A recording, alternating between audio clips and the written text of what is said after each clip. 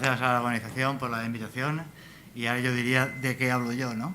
Sí, ya está todo casi dicho, ¿no? Pero bueno, el tema que se me pidió elaborar era el uso de tips y técnicas alternativas en la hipertensión portal de origen cirrótico.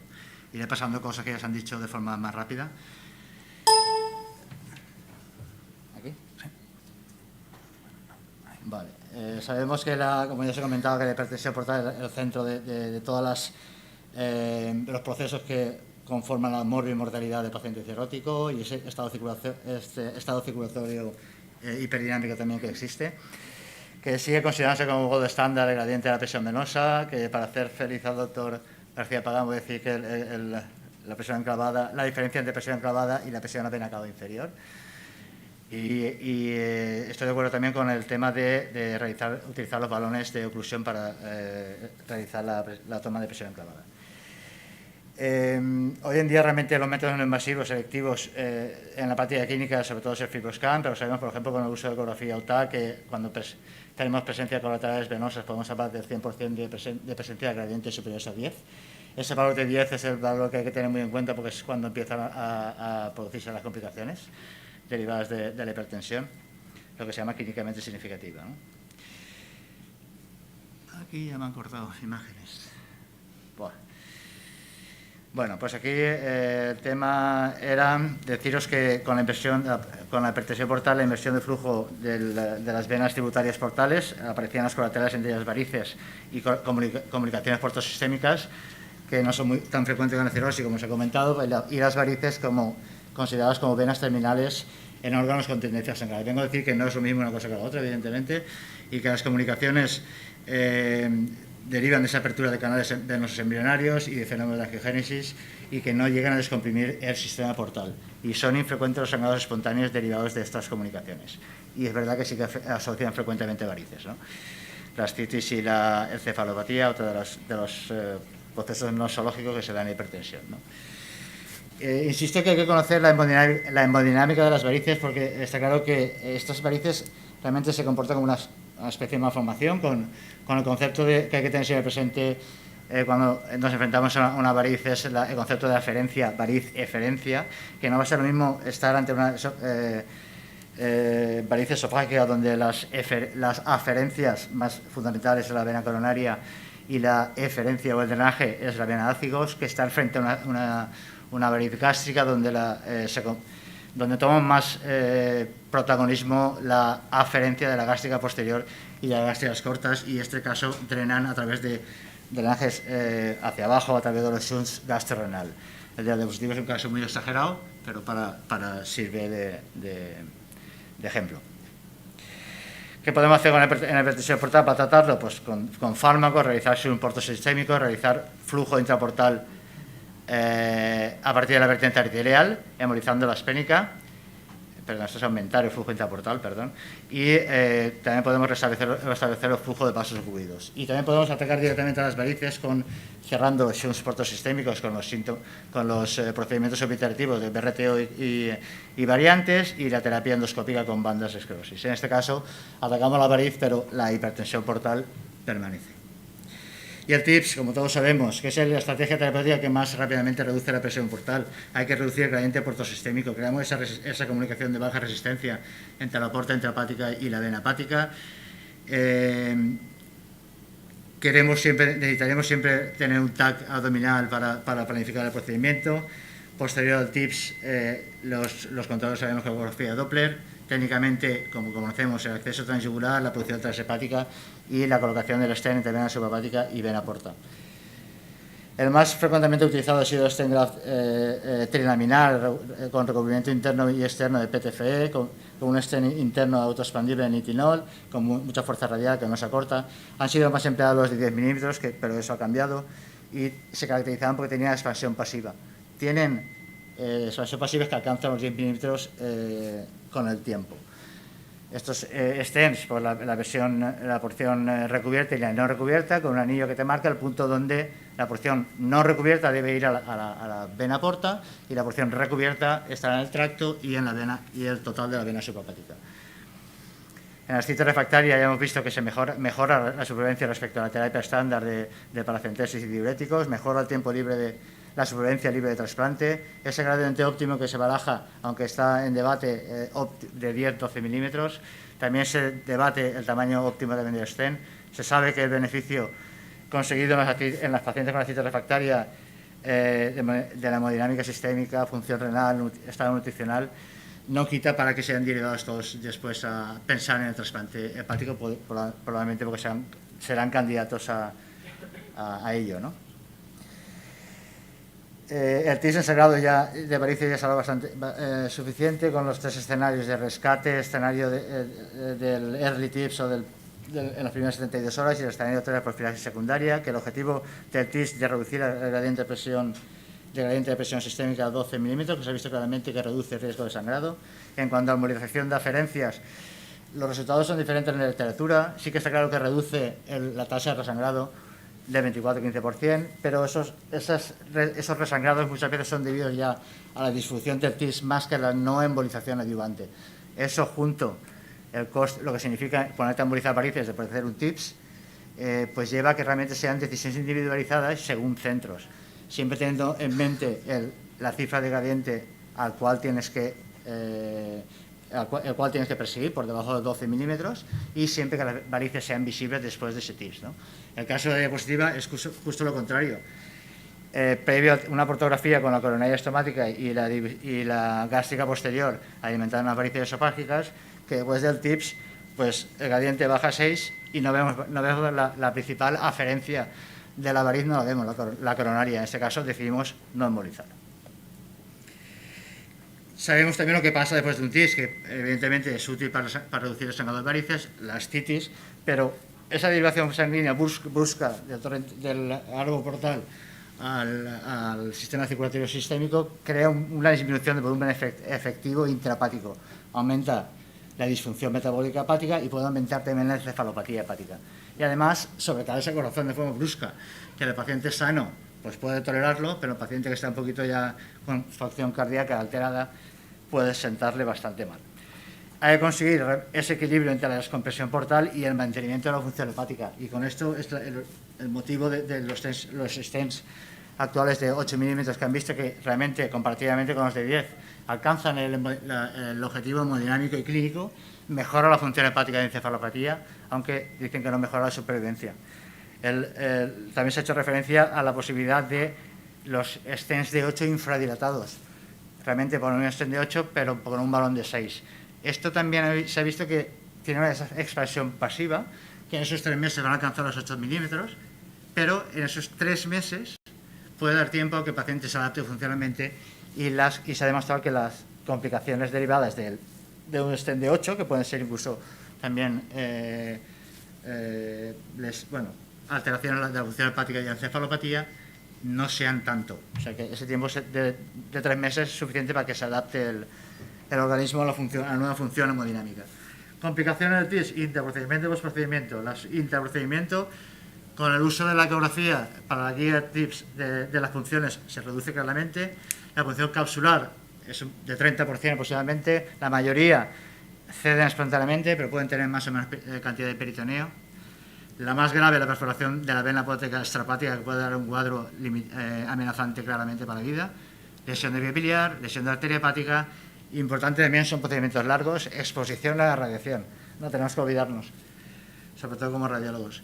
Y postprocedimiento, disfunción de TIPS y trombosis del stent, ¿no? Disfunción del shunt y trombosis del stent. La hiperplasia intimal, los TIPS recubiertos son impermeables al bilis, se ha reducido claramente la disfunción por este motivo. Y las estenosis proximales del stent se provocan precisamente por no alargar el TIPS hasta el origen de la suprahepática. Eso genera ahí que se provoquen las estenosis y que deriven en disfunción del shunt. La trombosis, si es precoz, puede ser derivada por problemas técnicos, o si es tardía, puede ser por la progresión de una estenosis previa, o si es el caso, invasión tumoral. Como complicaciones por procedimiento, vuelvo a repetir, la disfunción metabólica y la encefalopatía. Varices gástricas, vuelvo a insistir en ellas. El tratamiento también estaba en debate. Se ha visto que en los países occidentales el manejo se ha centrado en las técnicas derivativas con embolización de las aferencias gástricas.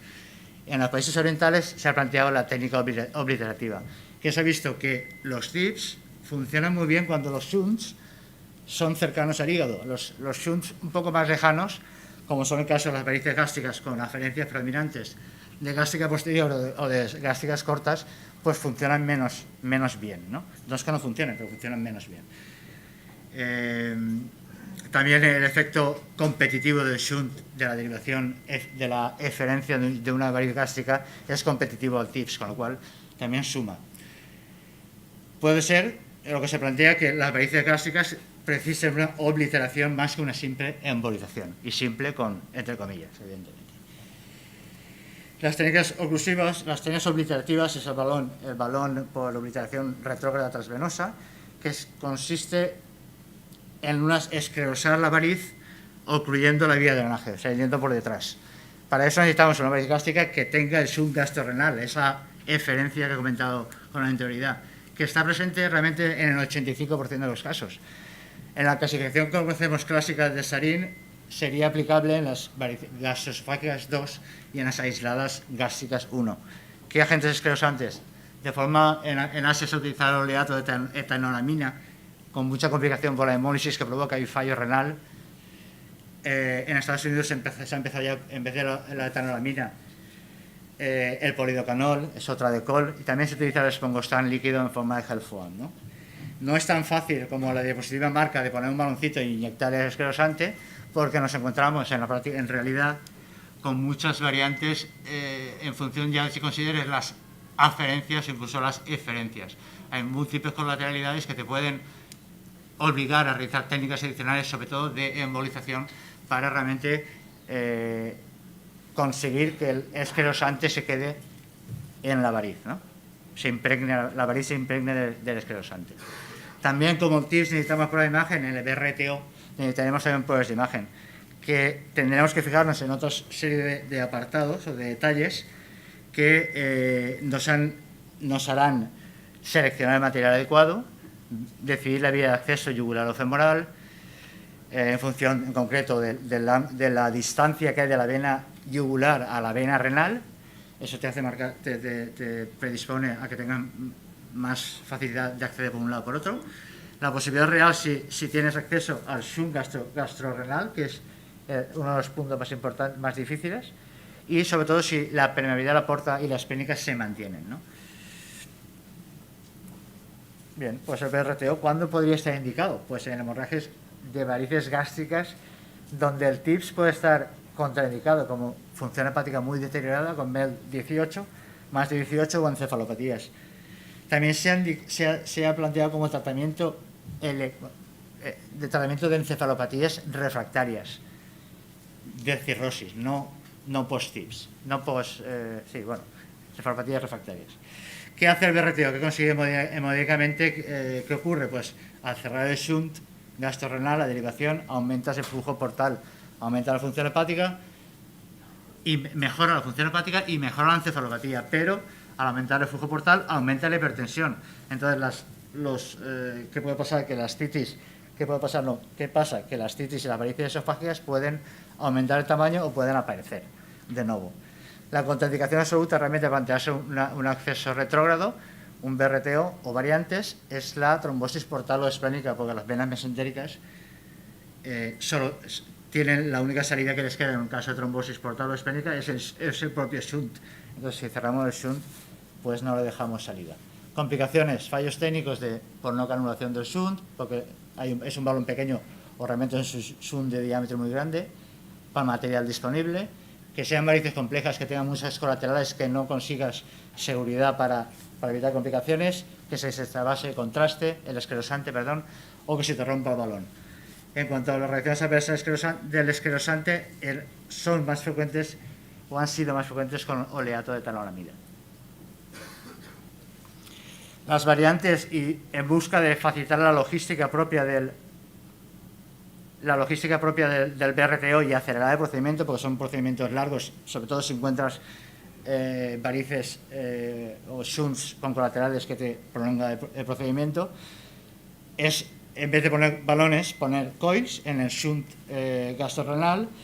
En este caso se utilizan 2 microcatéteres, uno proximal, que es el que va a través del cual poner los coils, y uno distal, con el cual manejarás la posible embolización de las eferencias accesorias y las esclerosis de las varices, ¿no?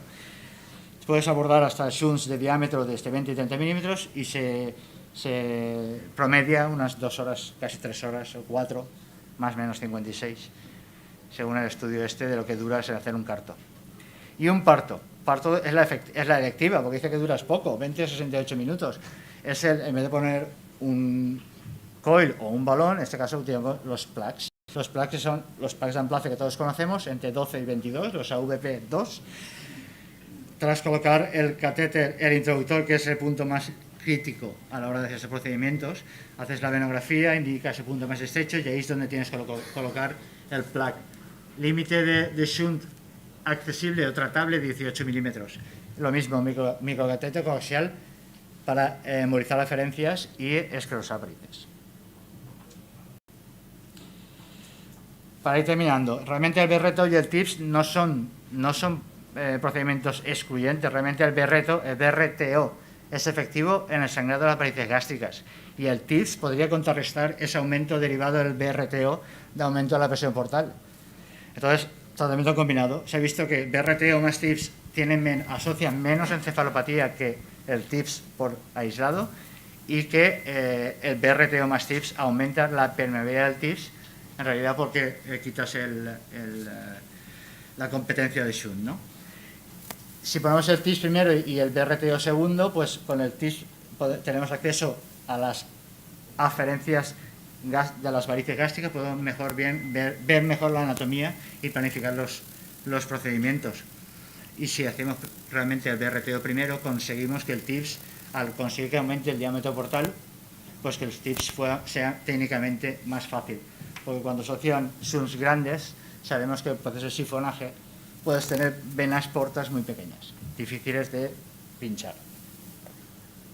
La embolización arterial esplénica reduce el hiperflujo portal, oclusión temporal en combinación con el BRTO se ha utilizado también en caso de hipertensión portal izquierda cuando el TIPS está contraindicado, en caso de trombosis portal, en caso de trombosis esplénica, y se preconiza embolizar no más del 60-70% de parénquima esplénico para mantener su funcionalidad. Y lo último, el DIPS, realmente cuando no tienes venas suprahepáticas, no es el caso a lo mejor de la cirrosis, o un TIPS tromposado, puedes utilizar una punción transcava atravesando el lóbulo caudado, ayudándote por el libus y realizando esa comunicación directa. La hipertensión portal sinusal como origen de la mortalidad asociada a la cirrosis, que el cálculo del gradiente venoso hepático como método diagnóstico y con valor pronóstico, es muy importante. El TIPS como método derivativo efectivo para manejar ascitis y para manejar el sangrado de varices. El BRTO y sus variantes, como método obliterativo, en el caso de sangrado por varices gástricas, puede ser una alternativa a TIPS y siempre requiere una terapia individualizada. Y estamos todos de acuerdo que debe realizarse una evaluación clínica endoscópica y por imagen completa antes y después de los procedimientos, tanto el TIPS como el posible BRTO, con participación de equipos multidisciplinares que garanticen la mejor atención al paciente. Muchas gracias.